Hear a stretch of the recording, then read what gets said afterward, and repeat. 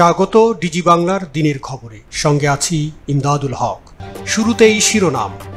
ঝুলন্ত তারসহ টেলিযোগাযোগ ট্রান্সমিশন সমস্যার সমাধান মিলবে সহসা। উইটস আইসিটি এক্সিলেন্স অ্যাওয়ার্ড গ্রহণ করলেন 6 বিজয়ী। শিক্ষিত সমাজের 99%ই দুর্নীতিগ্রস্ত বললেন মাওলানা ভাসানী বিজ্ঞান ও প্রযুক্তি বিশ্ববিদ্যালয়ের সাবেক উপাচার্য। টেলিযোগাযোগ খাতের উন্নয়নে যে কোনো চ্যালেঞ্জ গ্রহণের অঙ্গীকার। গুগলকে টেক্কা দিতে সার্চ ইঞ্জিন স্টার্টআপদের প্রচেষ্টা। নতুন বছরেই পুরাতন ফোনে বন্ধ হচ্ছে হোয়াটসঅ্যাপ। কিরিন চিপের ল্যাপটপ আনছে হুয়াওয়ে। কার্বনকে উড়োজাহাজের জ্বালানিতে রূপান্তর করলেন বিজ্ঞানীরা। এবং বিদায়ী বছরে ব্যাটফুটে হার্ডওয়্যার খাপ। যাচ্ছি বিস্তারিত খবরে। ঝুলন্ত তারসহ টেলিযোগাযোগ ট্রান্সমিশন সমস্যার সমাধান মিলবে সহসা। রাজধানীর ঝুলন্ত তার সমস্যা নিরসন, এনটিটিএন অপারেটরদের ট্যারিফ নির্ধারণ, এনটিটিএন ও আইএসপি অপারেটরদের পারস্পরিক সম্পর্ক উন্নয়ন, বিদ্যমান নীতিমালা হালনাগাদকরণ সহ টেলিযোগাযোগ ট্রান্সমিশন সেবায় যুগোপযোগী করতে পরিবর্তনের আভাস দিয়েছেন বিটিআরসি চেয়ারম্যান শ্যামসুন্দর শিকদার। সোমবার বিকেলে বিটিআরসির ইঞ্জিনিয়ারিং অ্যান্ড অপারেশন বিভাগ আয়োজিত nation wide telecommunication transmission network অপারেটরদের সাথে এক মতবিনিময় সভায় এ খাতে বিদ্যমান সমস্যা সমাধানে প্রয়োজনীয় পদক্ষেপ গ্রহণের বিষয়ে আশ্বস্ত করা হয়।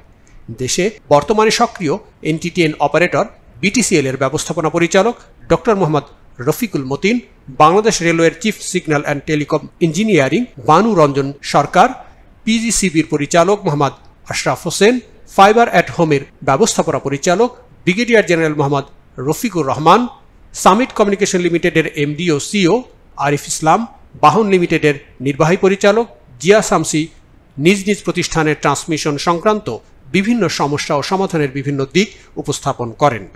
সভায় রাজধানীর ঝুলন্ত তার সমস্যা, এনটিটিএন সেবায় টেকসই মূল্য নির্ধারণ, বিটিআরসির অধীনস্থ সংশ্লিষ্ট লাইসেন্সিদের কার্যক্ষেত্র ও পরিধি নির্ধারণে গাইডলাইন হালনাগাদকরণ ও নিয়মিত মনিটরিং জোরদারের দাবি জানায় অপারেটররা।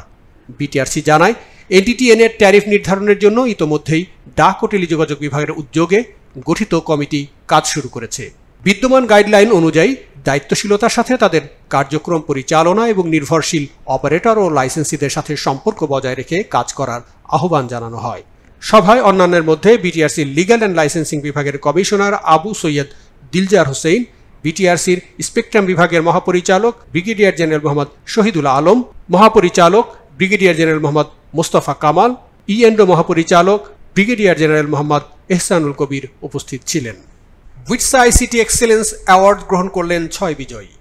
তথ্য প্রযুক্তির অলিম্পিক খ্যাত উইটসা আইসিটি এক্সেলেন্স অ্যাওয়ার্ড বিজয়ীদের হাতে সম্মাননা ক্রেস্ট তুলে দিয়ে উইটসা অ্যাওয়ার্ড সেলিব্রেশন উদযাপন করল বাংলাদেশ কম্পিউটার সমিতি। সোমবার বিসিএস সভাপতি মোহাম্মদ শাহিদুল মুনিরের সভাপতিত্বে রাজধানীর আগারগাঁওয়ের আইসিটি টাওয়ারের বিসিসি অডিটোরিয়ামে বিজয়ীদের হাতে সম্মাননা স্মারক তুলে দেওয়া হয়। এডুকেশন অ্যান্ড লার্নিং বিভাগে পুরস্কারজয়ী বিজয় ডিজিটালের সিইও জেসমিন জুই এবং পাবলিক প্রাইভেট পার্টনারশিপ বিভাগে সরকার innovation design and entrepreneurship academy idea প্রকল্পের পুরস্কার গ্রহণ করেন প্রকল্প পরিচালক সৈয়দ মুজিবুল হক। এছাড়াও ইনোভেটিভ ই হেলথ সলিউশনস বিভাগে বিজয়ী মাইক্রোসফটের মাই হেলথ বিডির ব্যবস্থাপনা পরিচালক Manjurul Haque, digital opportunity or inclusion বিভাগে জয়ী নগদের chief public affairs officer Solaiman Sukhan এবং সাস্টেইনেবল গ্রোথ বিভাগের ডিভাইন আইটি লিমিটেডের পিজম ইআরপি এর সিইও ইকবাল আহমেদ ফখরুল হাসান এই সম্মাননা পদক গ্রহণ করেন। সবশেষে কোভিড-19 tech solution for cities and localities বিভাগে বিজয়ী সিনোসিস আইটি এবং প্রকল্প সহযোগী এটুআই এর পক্ষ থেকে পুরস্কার গ্রহণ করেন সিনোসিস আইটির ম্যানেজিং ডিরেক্টর সোহরাব আহমেদ চৌধুরী। অনুষ্ঠানের শেষ ভাগে বিসিএস সভাপতি শাহিদুল মুনির উইটসার এশিয়া প্যাসিফিক অঞ্চলের ভাইস প্রেসিডেন্ট নির্বাচিত হয় তাকে সম্মাননা স্মারক উপহার দেন আইসিটি সচিব এনএম জিয়াউল আলম। বিজয়ীদের হাতে সম্মাননা তুলে দেওয়ার পর ভার্চুয়াল মাধ্যমে সংযুক্ত হয়ে উদ্ভাবন ও সৃজনশীলতা দিয়ে ডিজিটাল বাংলাদেশ এখন এগিয়ে যাচ্ছে বলে বিজয়ীদের অভিনন্দন জানান আইসিটি প্রতিমন্ত্রী জুনায়েদ আহমেদ পলক। আমরা অনুকরণ করব না, আমরা উদ্ভাবন করব এবং উদ্ভাবন এবং সৃজনশীলতা দিয়েই আমরা একটি জ্ঞান ভিত্তিক উন্নত ডিজিটাল বাংলাদেশ গড়ে তুলব। সেই উদ্ভাবন এবং উদ্যোক্তা তৈরি করার যে একাডেমি 2016 সালে মাননীয় প্রধানমন্ত্রী অনেত্রী শেখ হাসিনা আমাদেরকে করে দিয়েছিলেন, সেই innovation design and entrepreneurship academy, যে একাডেমি মাত্র 4 বছরের মধ্যে কিন্তু একটা দুইটা নয়, 158টি কোম্পানিকে তারা সাপোর্ট দিয়েছে। শুধুমাত্র অর্থায়নই নয়, তাদের বিজনেস মডেল গুলো কারেক্ট করে দেওয়া এবং তাদের কোয়ার্কিং স্পেস সুযোগ তৈরি করে দেওয়া, তাদের মেন্টরিং, কোচিং, এই সকল তরুণ উদ্যোক্তাদের স্বপ্ন পূরণের জন্য যে প্ল্যাটফর্মটি আমরা 16 সালে আমরা তৈরি করেছিলাম, সেই প্ল্যাটফর্মটি কিন্তু আজকে দেশের তরুণ উদ্ভাবক এবং উদ্যোক্তাদের একটি স্বপ্ন পূরণের প্ল্যাটফর্ম হিসেবে প্রতিষ্ঠিত হতে পেরেছে। World information technology and services অ্যালায়েন্সের চেয়ারম্যান ইয়ানিস সিরোস, সদ্য বিদায়ী চেয়ারম্যান ইভোনি চিউ এবং একই সংগঠনের মহাসচিব doctor James H Poisant virtual মাধ্যমে যুক্ত হয়ে বাংলাদেশ এখন আগামীর বিশ্বকে প্রযুক্তির খাতে নেতৃত্ব দেওয়ার দাবিদার বলে মন্তব্য করেন। Bangladesh can also be very proud of the Bangladesh Computer Summit as they continue to expand the ICT industry throughout your nation. Joining the celebration this evening in Dhaka, I would like to congratulate the 6 WITSA 2020 ICT Excellence Award winners, recognized by WITSA on November 19th, 2020. সম্মাননা অনুষ্ঠানে উপস্থিত থেকে বক্তব্য রাখেন তথ্য যোগাযোগ প্রযুক্তি বিভাগের জ্যেষ্ঠ সচিব এনএম জিয়াউল আলম এবং বাংলাদেশ কম্পিউটার কাউন্সিলের নির্বাহী পরিচালক পার্থপ্রতিম দে। শিক্ষিত সমাজের 99%ই দুর্নীতিগ্রস্ত বললেন মাওলানা ভাসানী বিজ্ঞান ও প্রযুক্তি বিশ্ববিদ্যালয়ের সাবেক উপাচার্য। শুদ্ধাচারী হওয়ার আগে নৈতিক হতে হবে। কিসের শুদ্ধাচার? নৈতিকতা থাকলে মানুষ আপনা আপনি শুদ্ধাচারী হয়ে যাবে। সততা ও শুদ্ধাচার প্রয়োগের বিষয়। আইনের সঠিক প্রয়োগের অভাব আছে বিধায় শুদ্ধাচারের প্রশ্ন এসেছে।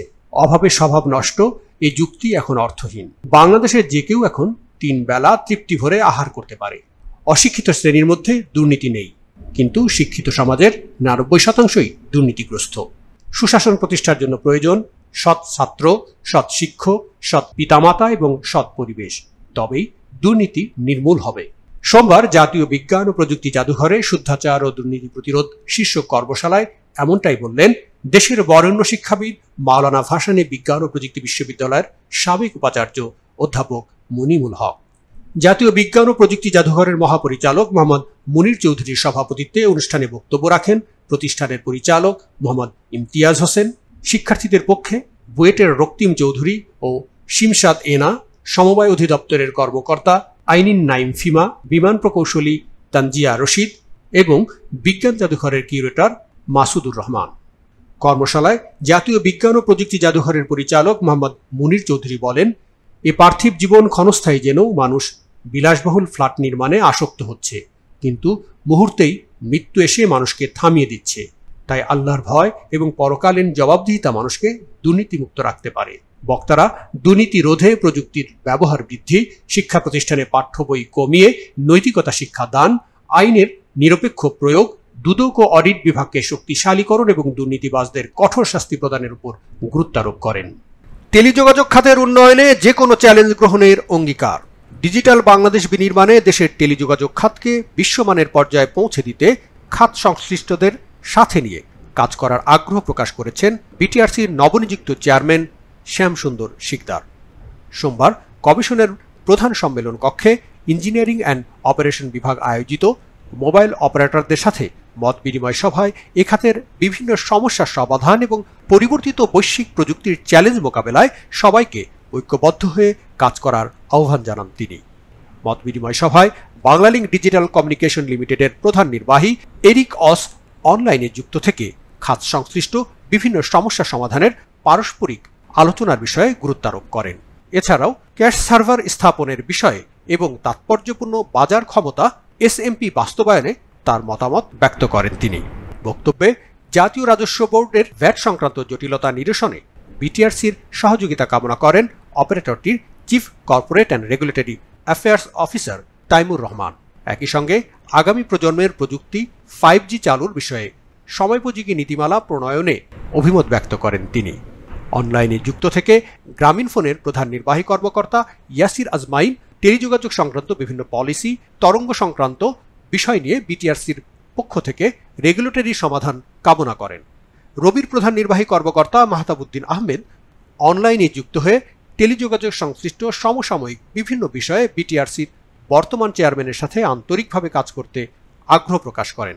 অপারেটরটির chief corporate and regulatory affairs কর্মকর্তা শাহেদ আলম সকল ক্ষেত্রে জাতীয় টেলিযোগাযোগ নীতিমালার বাস্তবায়ন, তাৎপর্যপূর্ণ বাজার ক্ষমতা প্রয়োগ ও ভ্যাট সংক্রান্ত বিষয় নিয়ে কথা বলেন এবং বিগত সময়ে বিটিআরসির সাথে অপারেটরের কার্যক্রমে সন্তুষ্টি প্রকাশ করেন।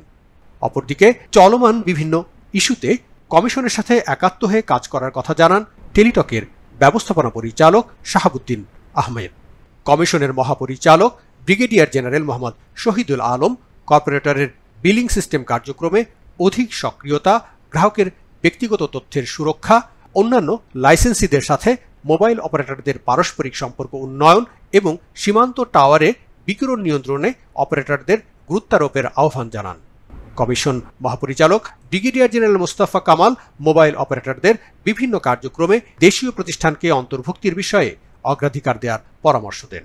বক্তব্যে দেশি বিদেশি বিভিন্ন প্রযুক্তি প্রতিষ্ঠানের ভ্যাট ও ট্যাক্স নিয়ে আলোকপাত করেন কমিশনের ভাইস চেয়ারম্যান সুব্রত রায় মৈত্র।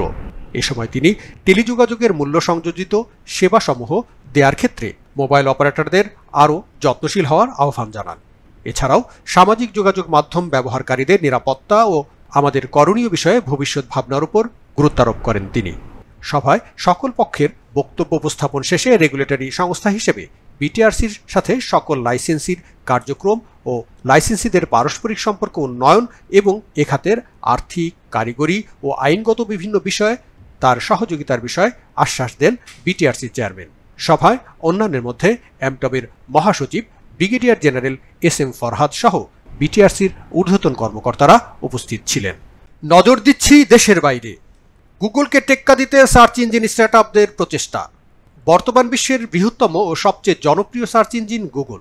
বিশ্বের সার্চ ইঞ্জিন বাজারের 92% এই প্রযুক্তি জায়ান্টটির দখলে। তবে গুগলকে টেক্কা দিতে প্রচেষ্টা চালাচ্ছে একগুচ্ছ সার্চ ইঞ্জিন স্টার্টআপগুলো প্রত্যাশা করছে নিয়ন্ত্রক সংস্থার ক্রমবর্ধমান চাপে 2 দশক আধিপত্য বিরাজ করা সার্চ ইঞ্জিনকে টেনে ধরে সামনে এগিয়ে যাবে তারা। গুগলকে টেক্কা দেওয়ার এই চ্যালেঞ্জে সর্বশেষ যুক্ত হয়েছে গুগলের সাবেক 2 নির্বাহীর উদ্যোগ, নিভা সেলসফোর্সের সাবেক প্রধান বিজ্ঞানীর প্রতিষ্ঠিত u.com এবং বিলিয়ন ওয়েব পেজ আর্কাইভ করা যুক্তরাজ্যভিত্তিক স্টার্টআপ মোজি। যদিও স্টার্টআপগুলোর সফলতা এখনও বেশ দূর কিংবা অনিশ্চিত, তবে সবাই আলাদা আলাদাভাবে তাদের সম্ভাবনা দেখছে। নতুন বছরেই পুরাতন ফোনে বন্ধ হচ্ছে হোয়াটসঅ্যাপ। আপনার যদি অনেক পুরাতন আইফোন কিংবা অ্যান্ড্রয়েড ফোন থাকে তাহলে 2021 সালের 1 জানুয়ারি হোয়াটসঅ্যাপ কিংবা এর কিছু ফিচারের অ্যাক্সেস হারাতে পারেন। মেসেজিং অ্যাপটির পক্ষ থেকে নিশ্চিত করা হয়েছে নতুন বছরের প্রথমেই পুরাতন ডিভাইসে সমর্থন বন্ধ করবে হোয়াটসঅ্যাপ। ডিভাইস ভেদে পুরোপুরি কিংবা আংশিক ফিচার বন্ধ করা হবে। তবে আপনার কাছে যদি কমপক্ষে iOS 9 কিংবা অ্যান্ড্রয়েড 4.0.3 এর ডিভাইস থাকে তাহলে চিন্তার কারণ নেই। ফলে আইফোন 4 কিংবা তার আগের মডেলের আইফোন এবং কিছু পুরাতন অ্যান্ড্রয়েড ফোন যেমন 2012 সালে তৈরি স্যামসাং গ্যালাক্সি S2 ফোনগুলোতে হোয়াটসঅ্যাপ বন্ধ হবে। কিরিন চিপের ল্যাপটপ আনছে হুয়াওয়ে। বেশ আগে থেকেই শোনা যাচ্ছিল হুয়াওয়ে নিজস্ব সিলিকনের ডেস্কটপ, পিসি ও ল্যাপটপ আনার কাজ করছে। এবার কোম্পানিটির পক্ষ থেকে বিষয়টির সত্যতা নিশ্চিত করা হয়েছে। হুয়াওয়ে জানিয়েছে নিজস্ব হাই সিলিকন ARM চিপ সম্বলিত ডেস্কটপ পিসি আসছে। এছাড়া আলবেইটে প্রকাশিত তথ্যে জানা গেছে নিজস্ব চিপের নোটবুকও আনছে হুয়াওয়ে। উইবোতে এক পোস্টে হুয়াওয়ের ওই নোটবুকের প্রধান স্পেসিফিকেশন সহ বক্সের ছবিও প্রকাশ করা হয়েছে। ডিভাইসটিতে থাকবে কিরিন 990 চিপসেট। এছাড়াও থাকবে 8 গিগাবাইট র্যাম এবং 512 জিবি SSD এবং 14 ইঞ্চির 1080 পিক্সেলের ডিসপ্লে। ল্যাপটপটিতে থাকছে লিনাক্স ভিত্তিক ডিপিন OS 20, তবে আগামীতে হারমোনি OS এর সংস্করণ আসতে পারে। ল্যাপটপটির নাম হবে কিউইয়াং A410। ধারণা করা হচ্ছে এটি হবে মেটবুক 14 এর কম দামি সংস্করণ। থাকবে ইন্টিগ্রেটেড 5G মডেম। কার্বনকে উড়োজাহাজের জ্বালানিতে রূপান্তর করলেন বিজ্ঞানীরা। দীর্ঘদিন ধরেই আকাশপথে ভ্রমণের পরিবেশগত বিরূপ প্রভাব কমানোর পথ খুঁজছিলেন বিজ্ঞানীরা। চিন্তাও চলছিল বিদ্যুৎ চালিত উড়োজাহাজ ও বিকল্প জ্বালানি নিয়ে, কিন্তু কিছুতেই মিলছিল না বাস্তবসম্মত সমাধান। অবশেষে কার্বন ডাই অক্সাইডকে উড়োজাহাজের জ্বালানিতে রূপান্তরের পথ খুঁজে পেয়েছেন অক্সফোর্ড ইউনিভার্সিটির গবেষকরা। এ পথে কার্বন নিঃসরণ শূন্যে নিয়ে যাওয়া যাবে বলে দাবি করছেন তারা। একই সঙ্গে আশা করা হচ্ছে হাইড্রোজেন ও পানিকে জ্বালানির রূপ দেওয়ার চেয়েও কার্বন ডাই অক্সাইডকে জ্বালানির রূপ দিতে খরচ কম হবে। ওয়াইডের বরাত দিয়ে এই খবর দিয়েছে প্রযুক্তি বিষয়ক ব্লগ এনগ্যাজেট। বলা হচ্ছে এ ধরনের জ্বালানির পথটি সস্তা, সহজ এবং দৈনন্দিন উপকরণ ব্যবহার করেই তৈরি করা যাবে। পুরো পদ্ধতিতে মূলত জ্বালানি প্রক্রিয়াটিকে কার্যকরীভাবে ঘুরিয়ে দেওয়া হয়েছে। এ কাজে নির্ভর করা হচ্ছে জৈব দহন পদ্ধতির উপর। ক্রিটিক অ্যাসিডের মিশ্রণ, হাইড্রোজেন এবং আয়রন ম্যাঙ্গানিজ পটাশিয়াম ক্যাটালিস্টকে তাপ দিয়ে কার্বন ডাই অক্সাইডকে উড়োজাহাজকে শক্তি যোগাতে সক্ষম এমন তরল জ্বালানিতে পরিণত করছেন বিজ্ঞানীরা। এখনও অবশ্য পথ অনেকটাই বাকি। উড়োজাহাজে জ্বালানিটি নিয়ে আসতে অসংখ্য চ্যালেঞ্জ পার করতে হবে। গবেষণাগারে শুধু কয়েক গ্রাম জ্বালানি তৈরি করেছেন বিজ্ঞানীরা। বিষয়টিকে সামনে এগিয়ে নেওয়ার লক্ষ্যে তারা শিল্প অংশীদারদের সঙ্গে আলোচনায় বসছেন। বছর জুড়েই পথ দেখিয়েছে প্রযুক্তি। বহমান সময়ের স্রোতে স্মৃতি হতে চলেছে 2020। বছরটি অন্য সব বছর থেকে পুরোটাই আলাদা, অনেকটা বাঁক বদলে। তাই পরিস্থিতি যত বদলাচ্ছে, জীবনযাপনে ততটাই মুখ্য হয়ে উঠেছে প্রযুক্তি। এর মেরুদণ্ড হয়েছে ইন্টারনেট, দক্ষতার অনুষঙ্গ হয়েছে টেকনিক্যাল নলেজ। 2021 স্বাধীনতার সুবর্ণ জয়ন্তীর বছরে নতুন বছরকে স্বাগত জানানোর আগে তাই একটু সফর করতে চাই বিদায়ী বছরে। দেখতে চাই আমাদের আগামীর গন্তব্যকে। ধারাবাহিক এই ফিরে দেখা 2020-এ আজ দেখুন তৃতীয় পর্ব। বিদায়ী বছরে ব্যাকফুটে হার্ডওয়্যার খাত। ইন্টারনেট এখন আমাদের দৈনন্দিন জীবনে শ্বাস প্রশ্বাসের মতোই গুরুত্ববহ, কিন্তু এজন্য চাই ইন্টারনেট চালনার প্রযুক্তিপণ্য। করোনার লকডাউনে সঙ্গত কারণেই ইন্টারনেট সংযুক্ত প্রযুক্তির ডিভাইস ছিল চাহিদার কেন্দ্রবিন্দুতে। হার্ডওয়্যার মার্কেট বন্ধ থাকলেও ক্রেতারা অনলাইনে পণ্য কিনেছেন। বছর জুড়ে ল্যাপটপ বিক্রি ছিল উল্লেখযোগ্য, পাশাপাশি গেমিং ডিভাইস বিক্রি ছিল চোখে পড়ার মতো। শিক্ষার্থী ও কর্মজীবী মানুষের জন্য আবশ্যিক ডিভাইস হয়ে ওঠে ল্যাপটপ, মোবাইল। দেখা দেয় প্রযুক্তি পণ্যের সংকট। পণ্য সংকটের শীর্ষে ছিল laptop, monitor, motherboard, graphics card, router, modem, webcam, headphone এবং গেমিং ডিভাইস। বাসা থেকে অফিস করা এবং অনলাইনে ক্লাস হওয়ায় একটি পরিবারেই এখন একাধিক ল্যাপটপের চাহিদা দেখা দিয়েছে। ঘরে থেকেও বিভিন্ন হ্যাকাথনে অংশ নিয়ে করোনা মোকাবেলায় প্রযুক্তি উদ্ভাবন করেছেন সংশ্লিষ্টরা। যেমন ইন্টারনেটের ব্যান্ডউইথের ব্যবহার বেড়েছে, একই সঙ্গে বৃদ্ধি পেয়েছে নির্দিষ্ট প্রযুক্তি পণ্যের বিক্রি। মহামারী থেকে সুরক্ষা পেতে দেশীয় দুটি প্রতিষ্ঠান ভেন্টিলেটর সহ অন্যান্য মেডিকেল সরঞ্জাম তৈরি করেছে। অতিমারিতে পিসিতে ভিডিও কনফারেন্সের জন্য ভালো ক্যামেরা এবং স্পিকার ব্যবহার বেড়েছে। তবে বৈশ্বিক যোগাযোগ বিচ্ছিন্ন হওয়ায় এ সময় সামনে চলে আসে নিজেদের হার্ডওয়্যার তৈরির সক্ষমতা অর্জনের বিষয়টি। সঙ্গত কারণেই বাংলাদেশের সংযোজিত ল্যাপটপ ও মোবাইলের কাটতি বাড়ে। আস্থা তৈরি হতে শুরু করে দেশি ব্র্যান্ডে। ল্যাপটপ এবং মোবাইলের পাশাপাশি ভেন্টিলেটর, গগলসের মতো মেডিকেল হার্ডওয়্যার তৈরিতে নিয়োজিত হয় ওয়ালটন। সরকারের তথ্য প্রযুক্তি বিভাগের উদ্যোগে বিশ্বের খ্যাতনামা মেডিকেল যন্ত্রপাতি প্রস্তুতকারী প্রতিষ্ঠান মেডট্রনিক্সের PB560 মডেলের স্পেসিফিকেশনে WPB560 ভেন্টিলেটর তৈরি করে এই দেশীয় ইলেকট্রনিক্স কোম্পানি। এই মুহূর্ত থেকে আমি বলতে পারি সারা বাংলাদেশে যে পরিমাণ মার্কেট বড় হয়েছে, যে পরিমাণ ভোক্তাদের ডিভাইসের রিকোয়ারমেন্ট তৈরি হয়েছে, আমরা কিন্তু সেই পরিমাণ ডিভাইস আনতে পারছি না। এই সময় আমাদের যেই ডিজিটাল ডিভাইসের যে মার্কেটটি 30 থেকে 40% যে বড় হয়েছিল সেটা কিন্তু আমরা নিতে পারি নাই। বিশ্বের এই বছরে আমরা যেভাবে কাজ করছি এবং এই যে যত ধরনের আমাদের সামনে যে প্রবলেম এসেছে সেই প্রবলেমগুলো আমরা উপেক্ষা করে যেভাবে আমরা এগিয়ে যাওয়ার স্বপ্ন দেখছি, এগিয়ে যাওয়ার জন্য আমরা যুদ্ধ চালিয়ে যাচ্ছি, আমার কেন যেন মনে হয়েছে ভবিষ্যতে আরো বড় কোনো প্রবলেম সামনে আসলেও মনে হয় আমরা খুব সহজেই অপেক্ষা করতে পারবো। এবছরেই নরসিংদীর কারখানায় ফ্ল্যাগশিপ স্মার্টফোন সংযোজন শুরু করে স্যামসাং। মোবাইলের মাদারবোর্ড উৎপাদন করে টেকনো ব্র্যান্ডের মুঠোফোন বাজারজাতকারী ট্রানসন। মুঠোফোনের যন্ত্রাংশ, চার্জার ও হেডফোন উৎপাদন শুরু করে সিম্ফনি বাংলাদেশ। একইভাবে অপো, ভিভো এবং 5 স্টারও কারখানায় উৎপাদন বাড়িয়ে দেয়। সব মিলিয়ে 10টির মতো প্রতিষ্ঠান মোবাইল উৎপাদন শুরু করে। একইভাবে অপো, ভিভো এবং 5 স্টার সহ মোট মোবাইল উৎপাদন কারখানা উন্নীত হয় 11টিতে, যার ফলে দেশের তৈরি স্মার্টফোন ও ফিচার ফোন এখন মোট চাহিদার 60%ই মেটাচ্ছে। অতিমারিতেও সামাজিক দূরত্ব বজায় রেখে ফোন উৎপাদন চলমান রেখেছে প্রযুক্তি প্রতিষ্ঠানগুলো।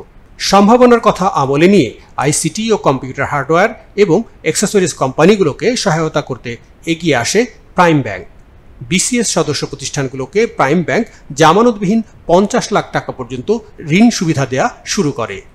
বছরের শেষ সময়ে এসে বাংলাদেশ কম্পিউটার সমিতির সভাপতি Mohammad Shahidul Munir world information technology services অ্যালায়েন্সের এশিয়া এবং প্যাসিফিক অঞ্চলের ভাইস চেয়ারম্যান নির্বাচিত হন। পাশাপাশি তথ্য প্রযুক্তি ব্যবহারের মাধ্যমে বাংলাদেশের মানুষের জীবনমানের উন্নয়নের স্বীকৃতি হিসেবে গ্লোবাল আইসিটি এক্সিলেন্স অ্যাওয়ার্ড 2020 পেয়েছে বাংলাদেশের 6টি প্রতিষ্ঠান। প্রযুক্তি ব্যবসায়ীরা মনে করছেন দেশে প্রযুক্তি পণ্যের ঘাটতি রয়েছে, দিন দিন পণ্যের চাহিদা বাড়ছে, এটা একদিক দিয়ে ভালো। দীর্ঘদিন পরে বাজারমুখী হয়েছেন ক্রেতারা। 2020-এ মালয়েশিয়া WCI-কে 2020-তে আমরা 9টা ক্যাটাগরিতে মধ্যে 6টা ক্যাটাগরিতে আমরা অ্যাওয়ার্ড অর্জন করি। এই সব কিছুই আসলে আমাদের সামনে এগিয়ে যাবার ইন্ডিকেশন। আমরা যে সামনে এগিয়ে যাচ্ছি তারই এটা প্রতিফলিত হচ্ছে। আমরা শুধু বাংলাদেশে নয়, আমরা পৃথিবীর বুকে আমরা দেখিয়ে দিতে পেরেছি যে আমরা আইসিটি সেক্টরের সামনে দিয়ে এগিয়ে যাচ্ছি। এই কোভিডের দীর্ঘ 9 মাসেও বাংলাদেশ থেমে থাকেনি, সামনের দিকে এগিয়ে গেছে, শুধুমাত্র এই আইসিটি সেক্টরের কল্যাণে। প্রিয় দর্শক, আজ এ পর্যন্তই। ডিজিটাল জীবনধারায় নিরাপদে ভালো কাটুক সবার জীবন। প্রযুক্তির সঙ্গে আপডেটেড থাকতে যুক্ত থাকুন ডিজি বাংলায়।